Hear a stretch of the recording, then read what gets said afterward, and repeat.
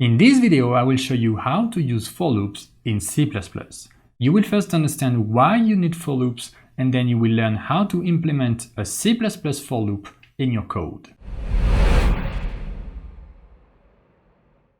So let's start with this code, which actually doesn't contain a for loop. And you can see here what we do is we print something multiple times. Okay, so we print line 1, line 2, line 3, etc. So let's run this code with the Code Runner extension on VS Code. You can see line 1, 2, 3, 4, 5, 7. Okay. Now, what is the problem with this? Well, the problem with this is that you have a lot of repetition. Okay, everything is redundant. And it's also not practical at all. Okay, so first it's gonna bloat your code, it's gonna be not readable at all. And then here, so we have to print this 7 times. Now imagine you have to print that not 7 times, but 100 times or 1,000 times. Well, you're not gonna write 1,000 similar lines like this, okay? And so for everything that you're gonna repeat, and that is, for example, identical, let's say you just want to print line, line, line, line, line, or anything that is similar and that contains a pattern, okay, for example, 1, 2, 3, 4, you can see every time we add 1. For those kinds of situations, you can use for loops in C++. So I'm gonna remove everything and I'm gonna do the same now with a for loop step by step. So I'm gonna write the for loop structure and then explain to you exactly what it does. So first, you're going to use the for keyword. Okay. Then you're going to open and close parentheses. And here you're going to do 3 things. So first, int I is equal to 0. Okay. I'm going to explain that just after. And then semicolon. Let's say I is strictly lower than 7. And then semicolon I plus plus. I'm going to open curly brackets. And then do std. Cout, let's start with just line, okay? Let's see with the number just after. Std and line. So what is this and what's gonna happen? So in a for loop you have 3 parts, as you can see, separated by semicolon. Okay, the first part, here the second one, and the third one. The first part is where we start. Okay, so where we start is we start with an index that we create here, so that's an integer variable. Int I is equal to 0, so we start at 0. All right, this is the starting point. The second part is where we end. Okay, so this is basically a condition, and we're gonna test this index with this condition, and if this condition is true, then we execute this block of code.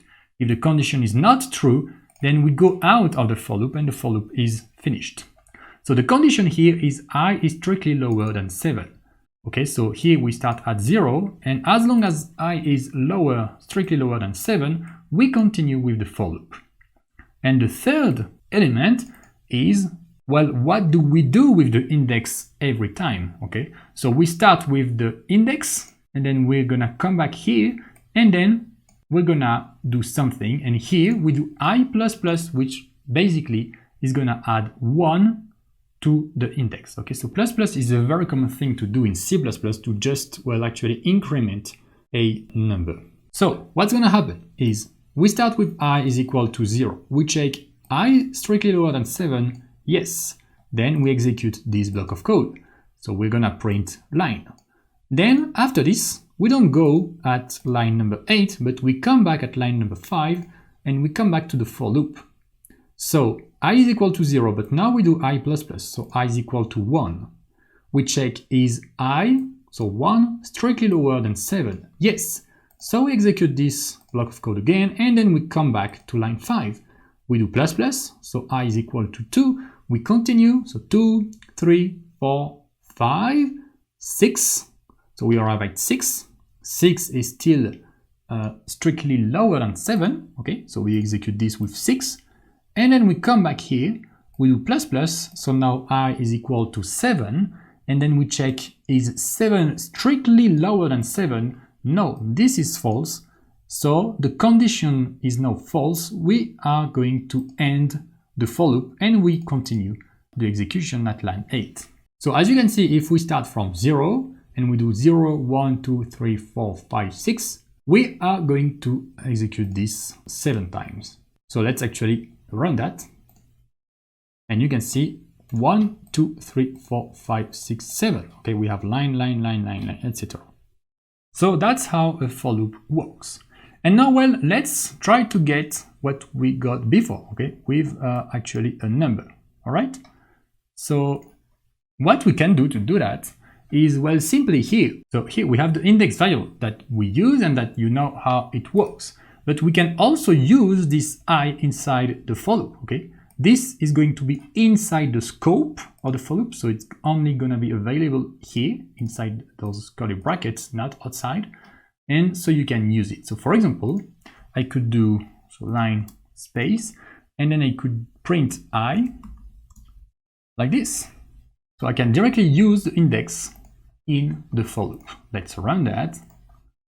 And you can see line 0, 1, 2, 3, 4, 5, 6. Okay, so that's very important. Usually we start to count at 0 in programming, okay? So if you ever want to print from 1 to 7, well, instead of starting from 1 to 8 here, maybe you can also do here +1. So you can just print the index +1. Okay, and you can see line 1, 2, 3, 4, 5, 6, 7.